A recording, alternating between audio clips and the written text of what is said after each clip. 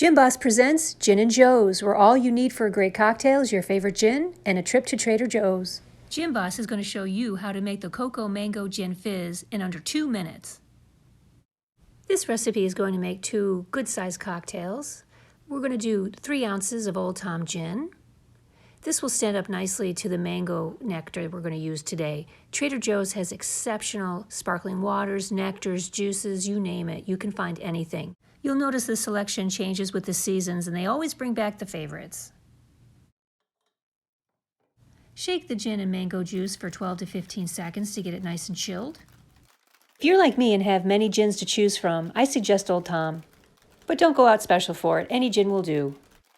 Like this video and subscribe to Gin Boss if you'd like to learn more about styles of gin and great cocktails. I like to use the Hawthorne strainer. It's just a little neater and you've got more control. So all you have right now is the chilled gin and mango juice. The sweetness is just right and you won't have to add anything else. Just finish with the sparkling coconut water with Yuzu. I love this cocktail because it's a tropical drink, but it's not too sweet. Garnish with an Amarina cherry, and you're all set. If you see a bottle of Amarina cherries, pick it up. The syrup alone is incredible and has a lot of uses. There it is, the Cocoa Mango Gin Fizz.